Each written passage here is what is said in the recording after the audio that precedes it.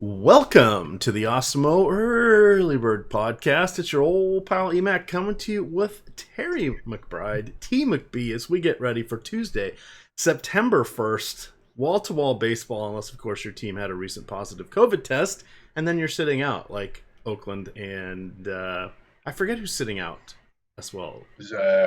It was Seattle. Oh, no, it's not Houston. I don't know. Now I'm going to have to go look at that. Lost. Yeah, I thought it was Seattle. I know that was one of those games. We'll see. Up there. Very exciting. All right, so in any event, that's off on a good note here, but we've got tons of baseball, so we're just going to jump right in. We've got a 2-game 640 slate on some sites. I haven't looked to see FanDuel kicking off with. FanDuel is starting with 7 games at 7 o'clock, so there we go. And then basketball is at 5:30 Eastern with the tip-off. You can check out my pinned tweet. We're running the Fred Van Elite Fan Club. I only did 75 entries in this one. I was worried I couldn't get 100 people to join with the early tip-off, and I won't have time to chase people down tomorrow. So jump on in that. It will fill quickly. I was going to make it 50, but 50 would fill overnight. It's those last 20 that get a little tricky, but we'll reach the tipping point with 75 a lot quicker. If you win that with an Awesemo avatar, you get 34 days of Awesemo premium content. Just reach out to me on Twitter when you have one. I will double check you have the Awesemo avatar, and then you will be ready to go. Speaking of ready to go, let's hit these first 6 pitchers, I guess. We've got Sonny Gray going for Cincinnati, Elieser Hernandez for Miami. We have probable opener Merriweather here for Toronto.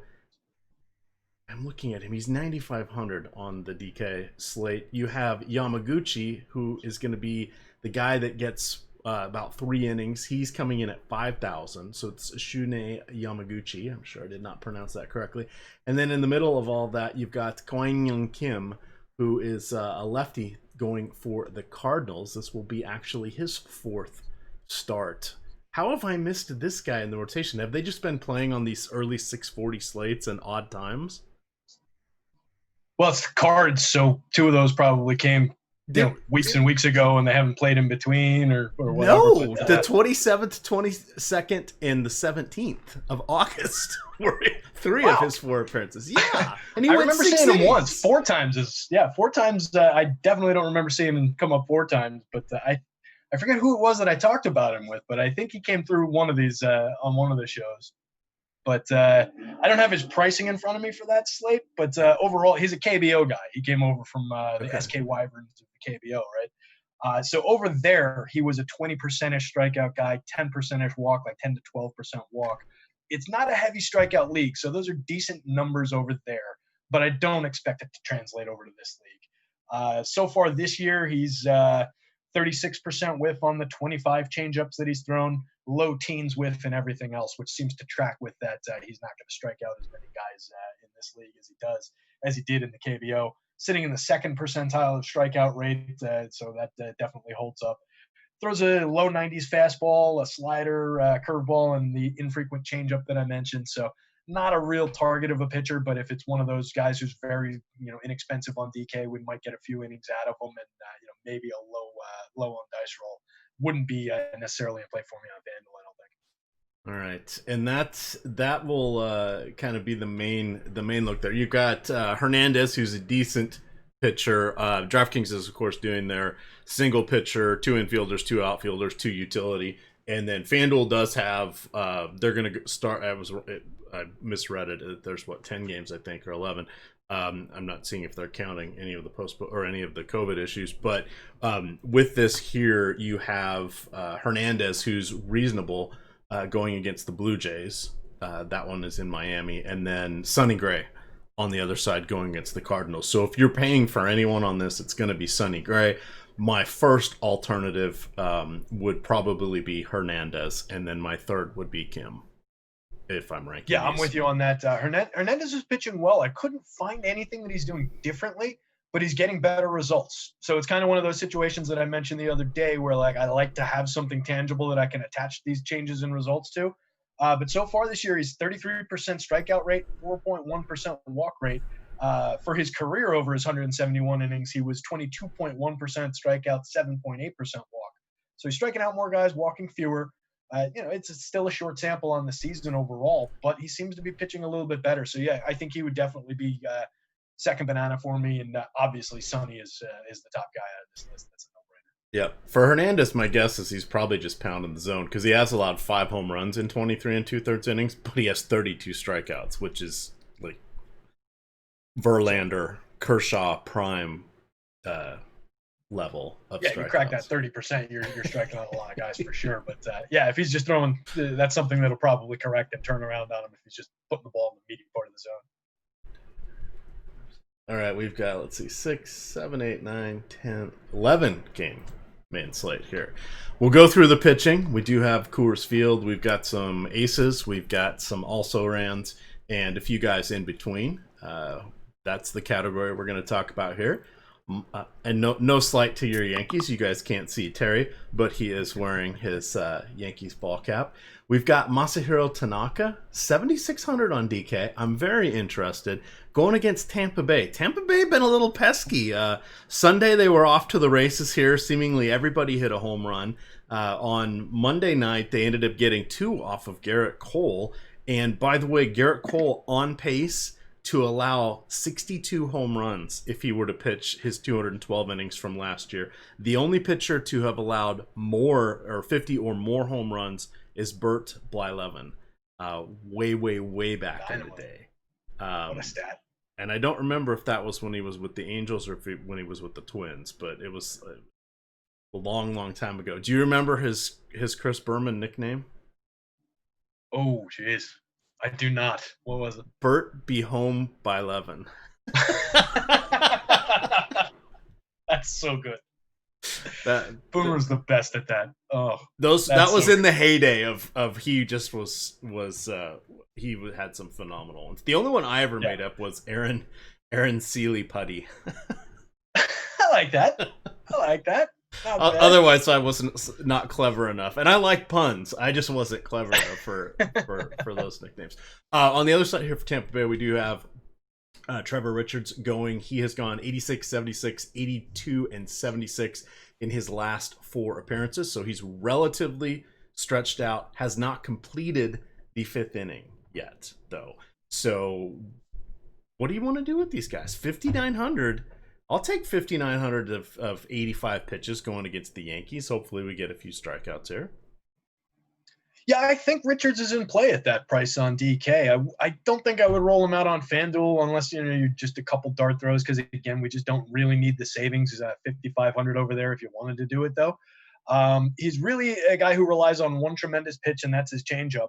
He throws 3 different ones, a 90-mile-an-hour fastball, and he mixes in a curveball as well. But the changeup is his bread and butter. He gets 38.3% whiff on it so far this year. He's not throwing a cutter at all anymore.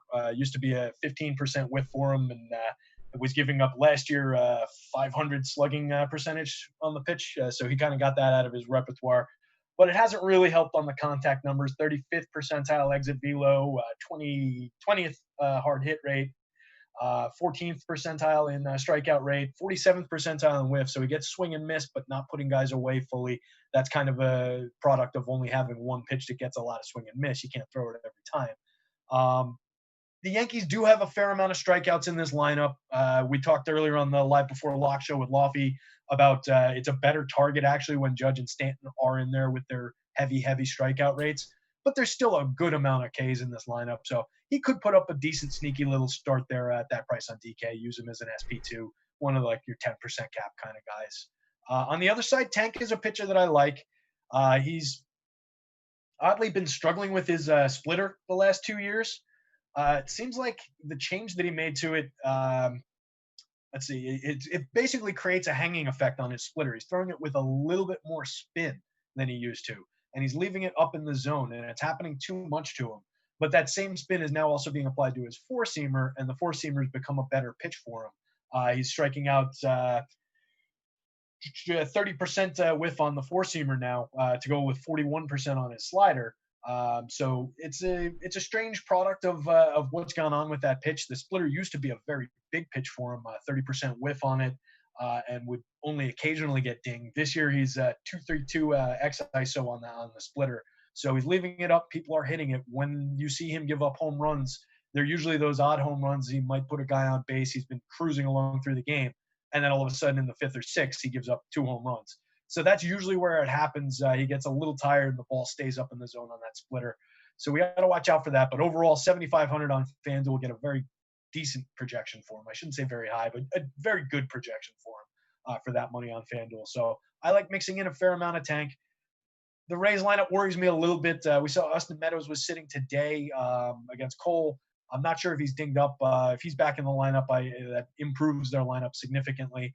There's a fair amount of lefty pop still, even if Meadows isn't in there with Brendan Lowy, Ji-Man Choi, Yoshi Tatsugo, a couple of those other guys. So dangerous, tricky spot, but I can definitely get to some tank. All right, moving along. Oh, to follow up with the Yankees, they are that page, but let's get back there. They're striking out 23% with their current roster, 23% of the time against righties. That's actually middle of the pack right now. Tigers are first. Have you looked at their team strikeouts? I haven't. I could scroll over, but 28.6%. That's like going against Scherzer and Cole every day. Every right-hander. The Brewers are 27.7. The Cubs are 27.5. The Pirates of all team are 26. And remember, there's no pitchers dragging this number down this year either. Right, that's true. So very interesting. The team with the least strikeouts, Padres, Astros, Diamondbacks, Nationals, Dodgers, Phillies are all 20 to 21. So that's the low end, just for perspective. Yeah, but makes sense too. Thinking about just some of the hitters in those lineups, that really tracks the expectation. All right, moving on to our next game, we have Chicago at the aforementioned Pittsburgh Pirates. You've got Chad Kuhl, who has been not so cool. In his last 4 starts, he's given up 5 home runs, 1 in each, 2 in one of them.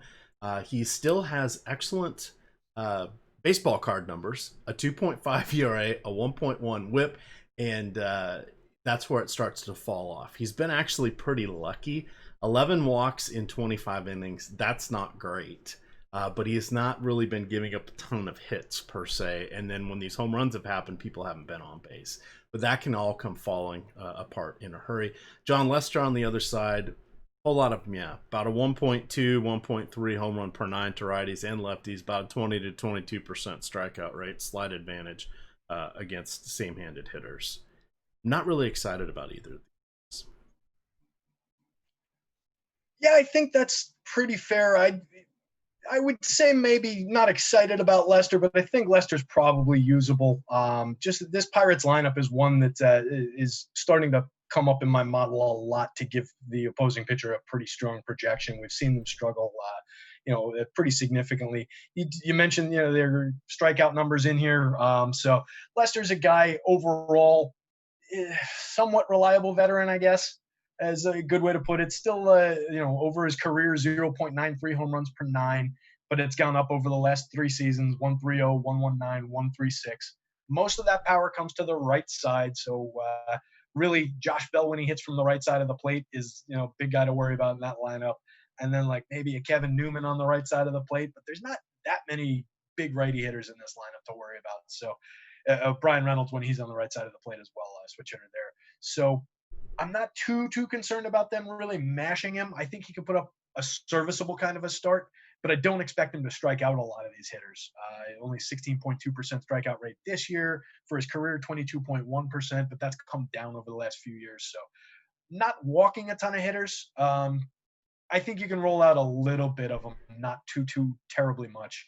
8,300 on FanDuel as a pay down option. I think we can get away with it. On the other side, Kuhl, I agree. I'm not really looking to throw him out there very much at all, if at all. 20.4% strikeout rate for his career, 9.4% walk, 1.52 career home run per 9 to lefty hitters. So maybe take a look at some of those big Cubs lefty bats. Anthony Rizzo, Kyle Schwarber come to mind. We saw Jason Hayward produce the other day. He's having a little tiny bit of a sneaky renaissance season over there, or sneaky what he was supposed to be kind of a season maybe. So you can get to some of those lefty Cubs, I think, and shake things up and then mix in some of the good righties over there. All right, it is the Mariners in Oakland that will not be playing Tuesday and Wednesday. Baseball, MLB.com starting pitchers page did not have that updated when I pulled the stuff from there earlier. They do have it updated now, as does ESPN. We were laughing because there is a guy named LJ pitching for the Mariners, but he spells his name LJAY, which, hey, that's LJ. So there you go. But Terry and I were having a good laugh at the unique names that appear in baseball. Always some fun ones. All right. The next game, we have our real pitchers here. Couple of aces, probably the best two pitchers of the night. Aaron Nola going against the Nats. His counterpart, lefty Pat Corbin. Corbin strikes out over the last two seasons, 36% of lefties, 28% of righties. Nola gets about 28% of righties. These guys are just phenomenal. Shouldn't be any weather issues to speak of that we're looking at just yet. There was a rainstorm moving through kind of the Baltimore, D.C., up towards New York and Philadelphia area today. I think it was probably remnants of the last tropical storm that was working its way up the coast, but I think we're going to be okay on this one. They're both over 10,000 on DK. We have Coors Field on the slate. What do you want to do with this true pair of aces? Definitely, yeah. They're top two guys on the slate. I think pretty much by far, as far as just name recognition, pure pitching quality.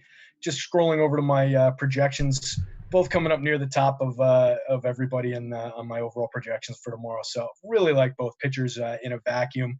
Like both offenses though too. So it's not the easiest spot in the world for either guy, but I think the quality of the pitcher overcomes in general here. Nola to take as a starting point, striking out 34.8% of hitters still this year was, I believe, a career high right now. 6.5% walks, just mostly cruising through 2020, unlike a lot of us. So his career, he's at 26.4% strikeouts, 0.99 home runs per nine. Using his sinker 23% of the time, gets 34% whiff on his four-seamer, 37.5 on his curveball, 41 on his change. Throwing the change a little bit less this year, throwing the curveball a little bit more, getting good results with it. So, seems like that's something that's going to stay. Sitting 92nd percentile strikeout rate, 79th in whiff rate, 19th percentile in hard hit. So he's allowing a little bit of hard hit, but it hasn't really cost him. 55th in exit velo, so around league average in exit velo. When guys make contact, they're getting decent part of the bat on the ball. But again, not something I'm really worried about. Getting a quality projection to get on him here. Corbin, the lefty, going up against the Phillies offense here. I probably like the other side of that better. I would probably lean into maybe playing some Phillies against Corbin if I had to play one of these offenses, and playing some Nola on the mound if I had to play one of these pitchers. But that said, I do like Corbin a lot as a pitcher just in general. He's 23.5% strikeout for his career, also limits the home run pretty well. Getting 42% whiff on 217 sliders he's thrown so far this year. Limited his changeup and his curves a little bit so far this year, and his whiff rate had come down into like the mid-teens. It had been like mid-20s prior. So something a little bit maybe concerning, something to keep an eye on going forward, but ultimately not worried about Pat Corbin. Right around league average, 49th percentile in both K rate and whiff rate. Limits barrels right now, but giving up a little bit of hard hit, a little bit of exit velo. And he's the lower of the two projected guys. Under 10K at 9,600 on FanDuel, though, I think I can definitely make an argument for it. Somebody I want to watch in the top starters tomorrow. Continuing along on our slates, we've got some guys we're going to want to target against. Ryan Weber going for Boston. 6 ERA on the season, 1.5 whip. He will probably go for about 45, 50 pitches, and then we'll see what comes out of the bullpen. So we're going to want to target against him. On the other side, you have Ian Anderson, who had, I want to say he had a no-hitter. He was kind of on a pitch count or whatever. Let's see. He ended up going 90 pitches. He went 6 innings, allowed, this was against the Yankees in his debut. He allowed 1 home run, 2 walks, 6 strikeouts. It was a good start for him. Don't know that we're going to get that again, but we saw JD Martinez out of the lineup on Monday. Red Sox, I don't I don't think Kevin Pillar got traded. They were looking to move some. He There did. were some interesting buyers and sellers on today's trade deadline, so I didn't fall. I was reading some of those supposition pieces right before, so I'm mixing up who actually got traded and who was going to, who might have been traded and who the likely candidates were for it. Yeah. But I'm almost positive Pillar did get traded. Okay. So like anyway, 90+% sure. Point being, these aren't the Mookie Betts led Red Sox.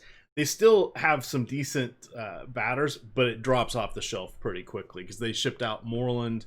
If they toss Pillar, if JD Martinez is a little dinged up, all of a sudden you're missing, and obviously no Mookie Betts. That's like 5 of their key guys. Put Pillar's name in with random other outfielder that has always been with them at some point, sort of the plug and play guy. But do you want to go with Anderson at 6,800? I guess that would be the easier question. He feels like a 10-15% SP2. I don't want to X him out. We're not going to get 5 no-hit innings followed by a solo home run in the 6th kind of outing, but he is 6,800. Again, Coors Field, and we just talked about 2 premium pitchers there. We need the cheap guys. Yeah, and this could be one of the better ones on the slate. And I tell you what, I like it a heck of a lot better at that price than it is $9,000 price on FanDuel, which is just ridiculous. How does that even happen? What did I say Pat Corbin was? Like 96? Yeah, something like that. So, unless something's gone haywire here, this is pulling a $9,000 price tag on him on FanDuel. He's a high-end prospect, but I mean, that's nonsense.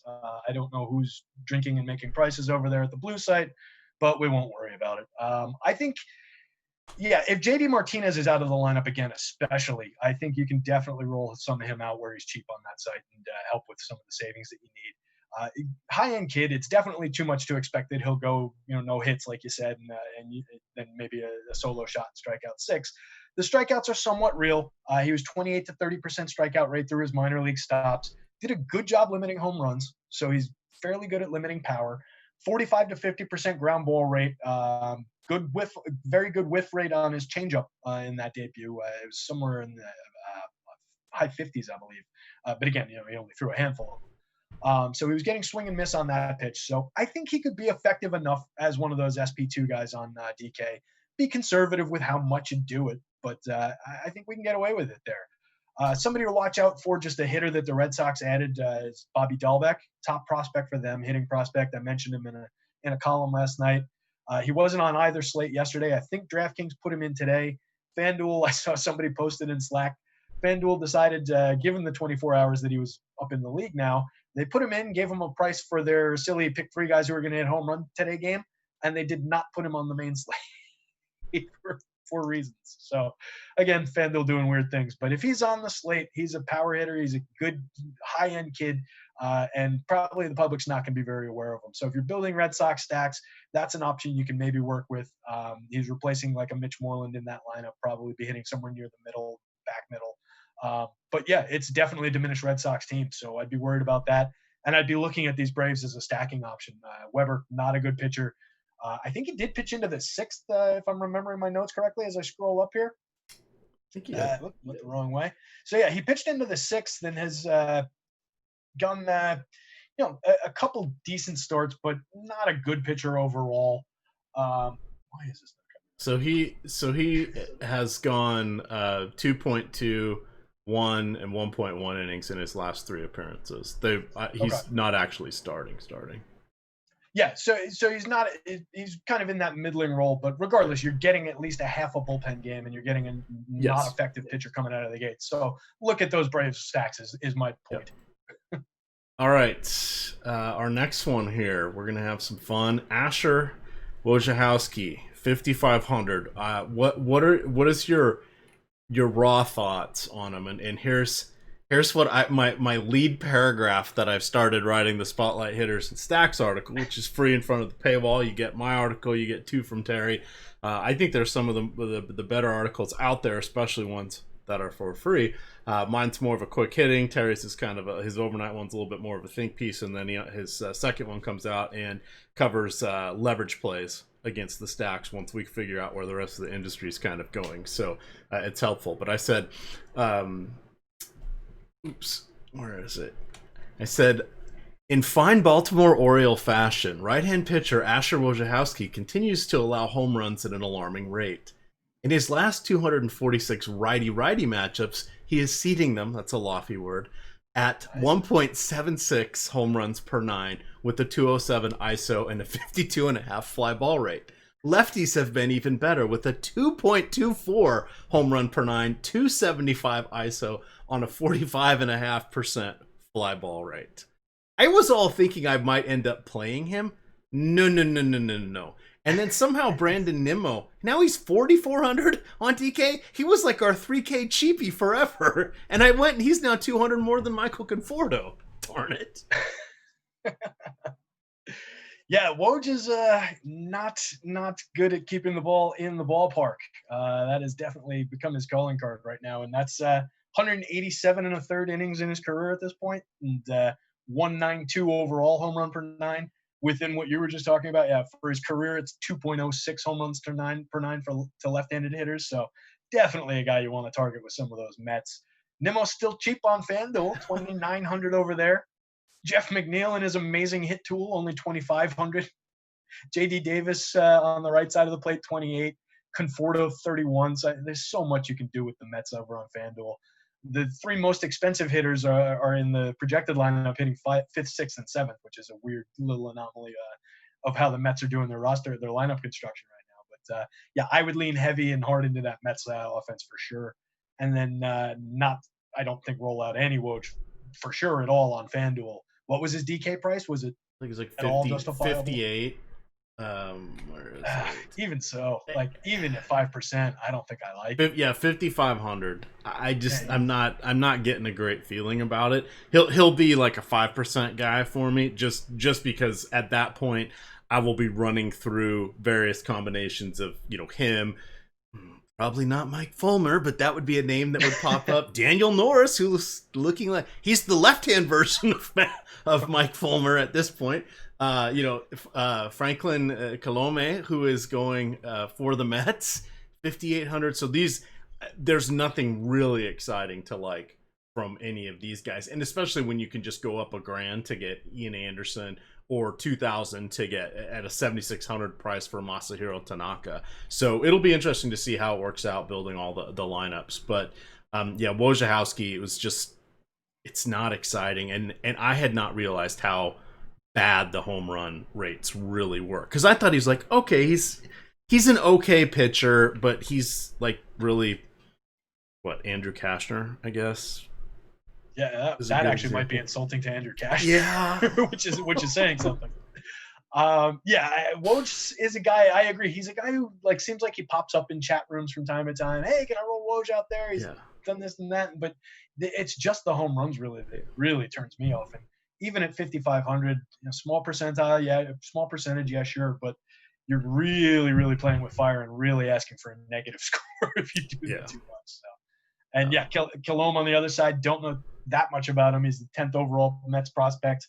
27.3% strikeout, 15.2 in his 2 appearances, 7-inning sample size this year. In the minors, he was a high teens, low 20 strikeout guy, sinker baller type. I don't think there's really much there. I don't know how heavy I would want to lean into the Orioles offense because of it, but I think it's just more a stay away spot. Let's see, over here on sponsor Yahoo, by the way, they've got their management fee free contests up. That's what other sites call the rake, aka what the site takes for hosting these contests.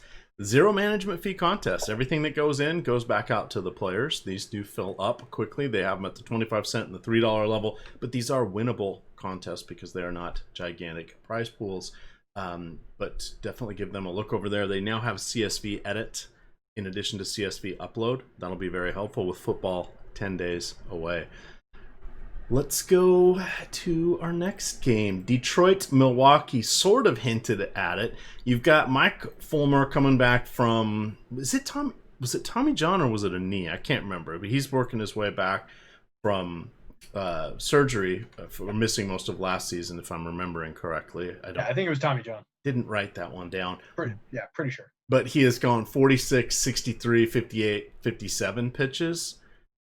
The reason he kind of popped a little bit for me was we were talking pre-show, but the Milwaukee Brewers are scoring runs against righties 30% less than the average team. That's their WRC plus number. So all of a sudden I was a little tiny bit interested in him, but we'll see. Again, this is where usually I talk myself into some of my crappy guys into becoming 10 or 15 percenters. I'm going to have a passel of 5 percenters tomorrow. And I'm just not going to feel good about any of them. We know that Daniel Norris is likely to be the next guy in. He's gone 26, 59, 51, and 32 innings, so he's going to be good for about 3 innings. Same close to what Fulmer will be good for. So you're going to get one righty and one lefty, and then whatever else happens in the bullpen. For the Milwaukee side, you've got Adrian Hauser, who has given up a home run in every game over his last 4, 2 in the last one. He has not been getting the strikeouts like we were expecting to see. 3 in 4 innings in his last start, 3 in 7 innings, 5 in 5 innings, 4 in 5 innings. That's just a little concerning. He's getting not many fly balls, which I like to see. He's getting a lot more ground balls than I had figured him for, but his fantasy production, just not really anything to write home about it. 8,500, I don't feel great about it. I really don't want to play Detroit against him per se, but we look at anybody that's going against Detroit because they're striking out 28% of the time against righties. So that's all I got. Yeah, and we know that Tigers offense is one that we can attack with most pitchers. Hauser was supposed to be, like you said, kind of a bit better on the strikeout side of things coming in as a full-time starter. But he is getting by with, you mentioned the ground ball, 64.6% ground ball rate, just phenomenal ground ball rate so far this year. 54.7 career. So it is a trait of his. It's something repeatable and very real. Just gets a ton of balls on the ground. You mentioned the 6 home runs allowed this year. Probably more of a blip for a guy that has that much on the ground. Just maybe left a few too many pitches up and got caught. Uses his sinker 46% of the time, not getting much whiff on any of his pitches. Low 20s on most of the stuff. 31% on a limited amount of curveballs, only thrown 53 of them so far this season. So maybe work that in and get a little bit more of a strikeout pitch in there. But yeah, sitting 21st percentile in strikeout rate, 18th percentile in whiff rate. 77th in hard hit rate, 82nd in exit velo allowed. So doing a good job, again, limiting the power just in general as far as guys being able to make quality contact, except on those few that have gotten out of the yard. So not a pitcher I love, but I think against this offense, the spot is good enough that we can justify it. 6,700 on FanDuel is certainly playable if you want to try and find savings, if you need to build something expensive. Fulmer on the other side, I'm getting an interesting projection, and it's probably based off of some of the things you were pointing out. And I'm glad you mentioned those because I would have been scratching my head about this projection, and it probably would have cost me an hour looking for what was causing it until I noticed some of those team rates. So that's interesting, that they're doing so poorly against righties. I just don't know that we're going to see enough of them to get to the projection I have. I suspect I've got an innings projection that's not accounting for him coming out of this game early. So it would be dicey on the one pitcher site. Maybe if you can get by as a small amount on the 2 pitcher site, though, I think you could probably squeeze enough juice out of him there. Overall, he's not a big strikeout pitcher, and I feel like people remembered him before he went out as being a guy who got strikeouts. But really, for his career, he's only 18.8% strikeout, 6.9% walk. In 2018, before he went out all of last year, he was at 1.29 home runs per 9. Has allowed 6 home runs in his 14 innings pitched this year, which is a little bit bumpy. 5 of those 6 to right-handed hitters. So that's one where I know I said 6 home runs is probably a blip for the other guy. For a guy just coming back from surgery, really struggling to find it, limited amount, it's probably more real in this spot. Struggling with everything in StatCast. 2nd percentile exit velo, 2nd percentile hard hit rate, 1st percentile xwOBA, 14th percentile K rate. So just really, really not putting it together right now. I just don't think the pitcher's back overall. So even with their struggles, I think we could probably build some Brewer stacks, focus on the top of the lineup, and get away with it on the offensive side. Yeah, so you're saying Fulmer is Kyle Hendricks, but with better publicity? I think you're right about that. It's pretty close. I just called it up to look at it. It's like, those numbers kind of remind me of somebody else that we never know what to do with. Let me see here. The next game's actually a really fun one. We've got a huge dichotomy. Matt Harvey reluctantly reluctantly, I won't zero him out of mine, but this could be the rare 1 to 3%er that just doesn't get used. He should probably not be in the league at this point. 54 pitches in each of his 2 appearances. He's allowed 2 home runs, 7 earned runs. He's getting a strikeout per inning, but don't associate the name Matt Harvey with this and move along. But he's Asher Wojciechowski, and he's not going to go as deep from that perspective. The other side, this one surprised me. Dan Pliesack has had 3 very, very good outings. Now, he was he ended up getting, I don't know, suspended is the right word, but the team sent him to the alternative training site. He was part of that whole not telling the truth about where they were, breaking team protocol issues. So he hasn't pitched in a major league game since August 8th, which is why we've kind of forgotten about him. But 95, 103, and 98 pitches heading into that. On the season, a 1.29 ERA, 0.67 whip, and he's got 24 strikeouts in 21 innings. 8,300 going against Cleveland, going for Cleveland against Kansas City. I kind of like this. I want to roll the dice on it. Yeah, and I think, would you say the DK prices? 83. Sorry, I don't have those. 83, yeah. So I like that on DK better. I'd be a little bit minimally concerned about what the pitch count might be, just because he hasn't started since the 8th. When these guys go to the alternate site, they're not throwing. You know, they're pitching in simulated games. They're doing their drills, and they're throwing, you know, like when guys throw on the side during the week in between starts, things like that. But they're not getting full game rate. They're not going all out. So it is going to have some kind of an impact. We hope that he limits it. 9,700 for me is a bit too much to pay, even though I do really like the spot on FanDuel. And I'm getting a decent enough projection that I might get to a little bit of it. But I'm going to be limiting him more than I normally would in this spot. He's a pitcher that I think is pretty good. He was pitching effectively, like you mentioned earlier in the year, 21 innings. That the strikeouts that you mentioned, you gave the total, the percentage is 31.2% of hitters and only walking 2.6%.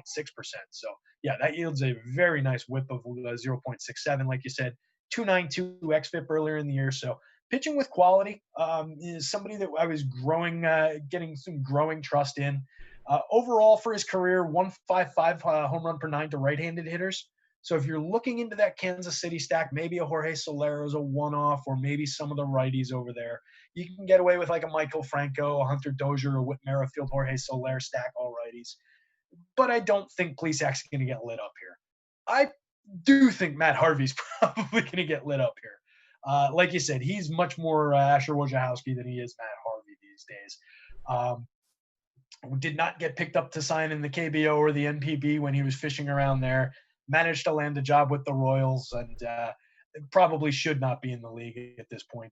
Bottom of everything in StatCast, 6th percentile exit velo, 8th hard hit rate, 1st percentile xWOBA, 4th percentile strikeout rate. Just not really getting anything done. For his career, 22.1% strikeout, 6.8% walk, but he's not even that guy. And he's certainly not the guy that we saw striking out close to 30% of hitters. I just found it curious, or interesting, I guess I should say. His high watermark for his career for strikeout rate was that rookie year when he struck out 28.6% of hitters. He was never that good again, which is weird. It seemed, I would have thought that 2 or 3 years later he was better and higher than that. But 2018 he was down at 19.8% strikeout rate, 4.57 xFIP, and that's the last time we really saw him, when he kind of washed out in that half year. Was very poor performance in the small sample with the Angels last year. So not a guy I trust, not a guy I want any part of here. All right, bunch of 8 o'clock games here. Next one is the White Sox at Minnesota. We've got Dallas Keuchel coming in at 8,700. We have Mikey Pineda back in our lives. He has finished serving his 60-game suspension, appealed for I can't remember what some sort of banned substance or a masking agent. I forget what it was, but they dropped it to 60 games. He's finally done serving that. The White Sox, one of the best offenses in the league. The Twins, a little bit of a different story. I still don't want either of these pitchers for their prices. I could maybe get to a little bit of Keuchel at 8,400 on FanDuel. It's not a great spot, like you said, but he's a pitcher that's I trust him to have at least an effective game, probably not get lit up. Another ground ball specialist type of guy, 0.89 home run per nine for his career. He's only allowed 2 home runs in 43 and a third innings so far in 2020. 33% sinker usage. He's got a cutter, 36% whiff on 175 changeups. He's allowing more hard and medium contact than he normally does. Normally, he's generating around 20% soft contact. This year, it's only 14%. So we could actually see him improve on what he's done so far. He's sitting in a 3.78 xFIP this year, 1.04 whip. So he's pitching pretty effectively around his norms for strikeout rate, only 14.9% strikeout. We saw that one outlier game where he struck out like 8 hitters, but that's not who he is. We're not going to get a ton of strikeouts here. But I think maybe he could get through this Twins lineup, keep the ball in the ballpark, limit the damage, and put up an okay-ish type of a start. If other guys get lit up, it might be enough at that savings on FanDuel. So he's kind of a mid-tier guy, not a guy I would go nuts with by any means. I mean, sub 10% ownership on FanDuel for me, if I'm getting to him at all. Mikey Pineda on the other side of this one, yeah, I agree. I don't think I need any part of him against the Chicago offense. They're an offense I like to get to a lot. Guy hasn't pitched since last year when he got suspended. To me, if a guy's got a 60-game suspension and you have a 60-game season, he should probably just be out for the entire season, but I don't know how these things work. 1.43 home runs per nine to right-handed hitters over his career. Used to throw 95 mile an hour, 40% fastball 40% of the time, and a slider 40% of the time. Now he's down to 92 miles an hour, still throwing it quite a bit. It just kind of sits in the middle of the zone, no spin really on it. So it's just a big, meaty, fat pitch that I think these White Sox are going to do a lot of damage to. So do not like the spot for Mikey. I think we can definitely justify some White Sox bats here. Getting good home run projections for most of the hitters in the middle of this lineup. So team I'm going to be digging into for sure. It will. This will shock you. Now, this is just this season, so incredibly small sample size. But the Twins have a 75 WRC plus against lefties. So really? WRC plus, we've mentioned a few times on the show, but basically what that is, weighted runs created plus. So it's an advanced metric that essentially neutralizes ballpark factors and creates a league-wide scoring efficiency baseline of 100. So whatever above or below 100 you are, that's basically percentages. So it's how much or how efficiently you create runs, not just score them, but like if you're a player, maybe it's RBI or it's your scoring, where are you involved in a run? And they're 25% less. Their isolated power this season, 397 plate appearances, 107. It is really? All Nelson Cruz. It is literally, it's all Nelson Cruz. He has a 594 ISO in 37 plate appearances. God, he's so good. The ageless, unstoppable Nelson Cruz. Yeah, and these numbers, I think they include Buxton and but it's 17 at bats and Mitch Garver as well. He actually doesn't have an extra base hit against lefties. He only 23 plate appearances. But when you're looking back over their 2-year numbers, they stand out as phenomenal plays. I will still be playing, not as much because it's Keuchel and it's ground balls and all that, but I was surprised when I was looking at this earlier today, so I wanted to call that out. I'll be stacking again. I'll be writing them up. Take these guys against lefties because you know who's going to do it. But it's been a tough year for the Twins. So that doesn't do anything for increasing your Dallas Keuchel share? No, it's a price thing. Yeah, which makes sense. All right, finishing up. What we got? 3 to go here. Texas, Houston. Because here's the guy I want to go to. Framber Valdez. Who knew? But he's actually been solid this year. He has, 38 and a third innings. He's allowed only 2 home runs. 40 strikeouts, so basically 1 per inning, 2.35 ERA, 1.1 WHIP. Yes, he's faced the Mariners. I guess he only faced the Mariners once. He's faced the Angels twice. The Angels are not good this year, by the way. And then he survived in Colorado. 3 runs, only 1 was earned. but we'll give that to him. I'm going to Framber Valdez. Yeah, I don't know what to do with Texas. They're outside of Joey Gallo, they're not scary at all. No, not by any means. And I believe they traded Todd Frazier back to the Mets today. So take another thumper of a bat out of that lineup. Why were back on the East Coast, everybody? I don't understand the Mets. I don't understand the Marlins either. Why were the Mets trying to get a catcher when they have Wilson Ramos? Right, he still plays for them, right? I haven't blocked that out of my memory because he just hit a home run this weekend. And then you've got the Marlins. We're selling, no, we're buying. They trade Caleb Smith, but then they take on the contract of Starlin Marte because Arizona didn't want to pick it up. It's like $12.5 million or whatever for next year. That's a good 1-year deal for Starlin Marte. So I mean, I don't know why they continue to give up their prospects. They'll end up flipping Marte at some point because that's not a bad deal for a 1-year team. Some playoff bound team will need an outfielder, right? And he can play every outfield position. But I was just like, what the hell are these teams doing? Now, granted, technically, I think the Marlins are like 15-15 or something like that. It's hard to tell because they miss so many games. But they're second in the AL East or the NL East.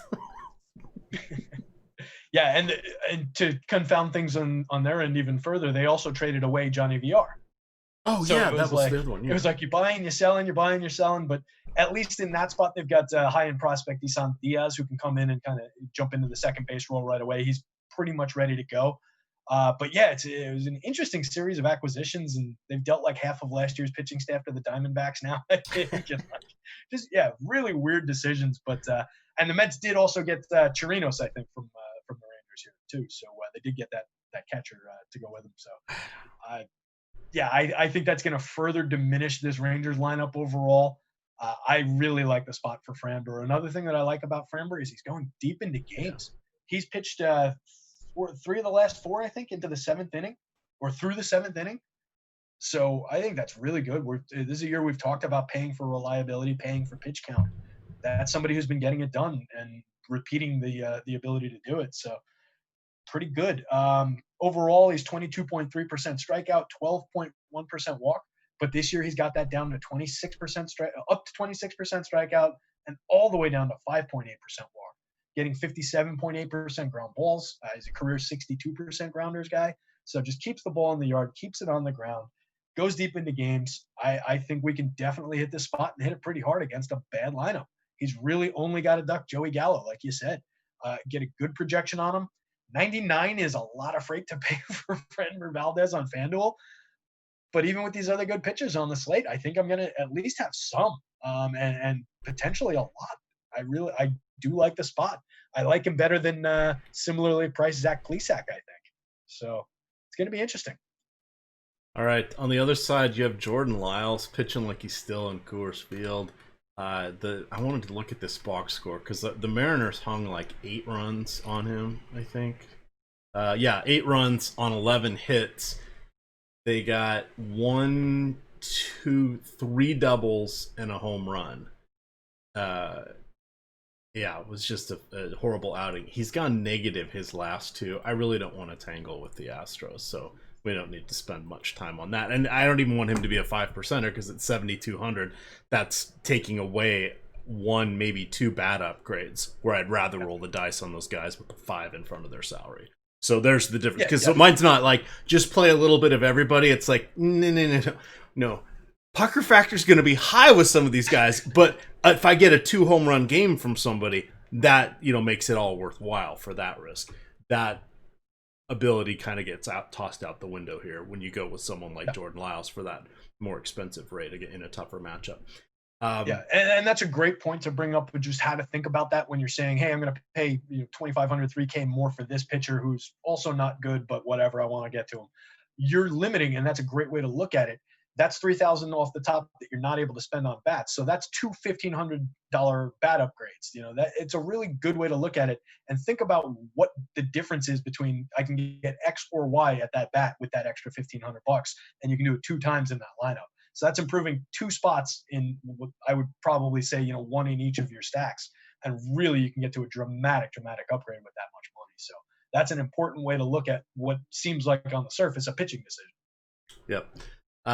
Speaking of pitching decisions, I'm going to play a little bit, maybe a little bit of Kevin Gausman, definitely some John Gray. Changed his pitching approach. He pitched angry or pitched nasty. I forget what the adjective they used. But he sort of rubbed some dirt on it and got back in there, as they say, after coming off just an ass kicking by the Dodgers. But he was very, very solid. 96 pitches against Arizona. Got 5 strikeouts, just 1 earned run, 3 walks, 3 hits. We know he's decent at pitching in Coors Field. He's been solid over the last couple years there. He's 6,300. I'm okay with all of these things, and there's not going to be a ton of people that are going to go that route. Gausman, I'm a little more nervous, but he's still a pretty good pitcher. I think he kind of got the short shrift of having to pitch, in Camden Yards and the AL East for all those years before he moved over to the Braves and then now the Giants. So I'm okay with him. Not as excited, but the strikeouts. The hell are the strikeouts coming from? 48 in 35 innings. Is he doing anything different? Because my thoughts on the San Francisco home park. It's playing like the park they're playing in on Tuesday night, Coors Field. So. Yeah, I poked around that a little bit, and I need to get into him more because it seems like there should be something different. But you might be right, just that he was hamstrung by where he was pitching for so long and the organization that he was pitching with. And possibly we're seeing I don't think he's a 31.6% strikeout guy by any means, but I think we're seeing, the quality that was in that arm. He was a good prospect when he came into the league. He wasn't a guy that, was expected to not be a good pitcher. So maybe, we'll probably see that come down and normalize to the, maybe high mid-20s range, and the walks will probably go up a little bit. 295 xFIP, 126 WHIP. Could be realistic. Those could be somewhat real numbers for him. The 126 WHIP is not anything, wildly spectacular. It's around league average. So, I think he's pitching to his capability, but he's pitching in Coors Field. So I'm going to limit the amount that I get to him just based on that, pretty much. He doesn't throw a repertoire of pitches that's really too damaged by the course factor. He doesn't have like a big loopy curveball or anything like that. So I think he can put up an okay start, but I'm much, much more interested in Johnny Gray on the other side of this one. I think that's a stellar price on DraftKings, especially if we see people not going to him. That's when I would easily maybe sneak up to like the 20% range, just because there's so much savings. There's bats and pitchers to pay up for. And if a lot of people aren't going to be going to it, which I don't expect them to do in a good matchup, yeah, it's at Coors, but Johnny Gray's got, we mentioned it a lot. I scrolled away from it, but for his career, he's a 4.50 ERA, I believe, at home, and just a 3.49 xFIP. So he knows how to pitch well at Coors, and he's done it over the last few years. Getting 45% whiff on his slider overall, 23.9% strikeout for his career, only 1.09 home run per 9, which again is a number that you would probably expect to be higher for a guy who pitches most of his games or half his games at altitude. So I don't dislike that spot. What I don't love are the StatCast numbers: 26th percentile in exit velo, 17th in hard hit, 25th percentile xWOBA, 6th percentile K rate, 26 in whiff. So not generating a ton of strikeouts, 13.4% strikeouts on the year, actually not generating many at all. But I think we get an effective and quality, good enough, not necessarily quality start, but a good enough start from him here. All right, and then final game of the night, Dodgers hosting Arizona. They're going against Alex Young. Did you know, you could tell I was looking at kind of halfway point in the season team stats today. Did you know that the Dodgers lead the league with a plus 90 run differential? Meaning they've scored 90 more runs than they've allowed. Putting that in context for this year, the next two teams with the best positive run differential are the White Sox and Cleveland at 42 and 40. So combined, the Dodgers have still outperformed the other teams. So just throwing that out there. So Alex Young's allowed 7 home runs in 23 innings this year. 4 have come in the last 3 appearances. I said he's struggled mightily against righties, allowing a 1.94 home run per 9. and a 229 ISO over his, I think it's career. I didn't go back and look, but 315 plate appearances. And then lefties have got him for a 1.4 home run per nine. He also has a 50% fly ball rate. This is not good because Bellinger and Muncy both have over 200 ISOs against lefties. And then you know that AJ Pollock is awesome. Mookie Betts is awesome. Chris Taylor is well above average. Justin Turner dealing with a hamstring injury, so be careful on that. I don't think he's played in the last few days, and they had the Dodgers had Monday off, so we don't know how serious it is. Obviously, if they put him in the lineup, he should be good to go. But just know that this is one of the later games, and if they're holding it out, there's a chance he may not play. Right? If we get this after lock, so just be cognizant of that. But there we go. What do you want to What do you want to leave our loyal listeners with for this game? Yeah, I think you're totally right on with Alex Young being a target there. You hit pretty much every note that I made about him. That was really well done by you. I'm impressed. So what I'll add to that, he's sitting 4th percentile in barrels allowed. Doing okay in exit velo and hard hit for a guy that's given up that many home runs and that much of the long ball. 60th percentile in strikeout rate, 39th percentile in whiff somehow. So just overall, not a guy I really trust, not a guy I like. I'm getting a ridiculously low projection on him because of all those runs that the Dodgers score. And that's really what I expect to see here is just a big game from the Dodgers again. I think we can stack this team. I'm getting good home run marks for most of their lineup, top to bottom, to be quite honest, against this pitcher right now. So they're pricey. They're difficult to get to. But we've seen that for the last 2 weeks straight. The prices are keeping the ownership down on these guys. And you just said they're scoring many more runs than everybody else. So, this is a team you got to figure out ways to pay up for, regardless of what these prices are. On FanDuel, they make it easy for you. You've got Turner, who might not be in the game. He's only 3,100. Chris Taylor, 2,700. Max Muncy, 35. So there's plenty to work with on FanDuel. DK is where they make it hard, but I think you do need to do it. So there's some interesting mix and match options with positional flexibility on a few guys over there.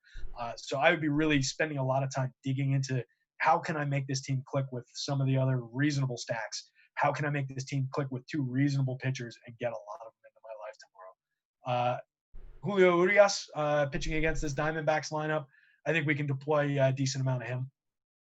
Get a good projection on him and only 7,300 on FanDuel. So I like the price. I like the spot. DraftKings, Diamondbacks are not a team that I necessarily love to tangle with, but he's got a pretty good home run per 9 rate, limits power with his stuff, only gets 40% ground ball. So it's not by keeping the ball on the ground. It's just by being able to keep it in the yard. Only sitting 36th percentile in strikeout rate, 49th percentile on whiff rate this year, but really limiting hard hit, 90th percentile in hard hit rate, 68th in exit velo. So I like the pitcher. I like the price. Strikeout rate for this year is around 20. Walk rate, not too tragic. 4.81 xFIP and a 1.41 whip give me a little bit of concern, but I think he could be sneaky enough here that 7,300 on FanDuel, I think we could justify it and maybe help pay for some of those bats that we don't really need to save for anyway. Yeah, my only concern on him is how far is he going to go? He burns through a lot of pitches, and they don't like to give him a lot. So while he gets the strikeouts, he wastes a lot of them trying to get those strikeouts. Sort of like Trevor Bauer used to do once upon a time. Diamondbacks this year, bottom 3 team against lefties. However, same collection of hitters going back to the 2018 season and comparing everybody with their current teams, but their results, they're right around average. They're 97% WRC plus. So, I don't know, just throwing that out there. They're not as bad as they seem, but and good at limiting the strikeout. Overall, as a team, only 20.1% strikeout rate on the year. So one of the better teams on the board at limiting the strikeout. Yeah, and that number against lefties for the 2 years and change is 21%. So they're among the lowest as well. The Astros are overall the lowest. But I guess when you know what's coming, you don't miss it, right? No. Oh, Astros. All right. Well, that was a longer show, but we had a lot to talk about there. Got everybody through, so we're just going to dip on out of here. You can follow Terry on Twitter at DigitalB21. I am at EMac DFS, and of course, it is Awesemo _COM. With that, gamers, good luck.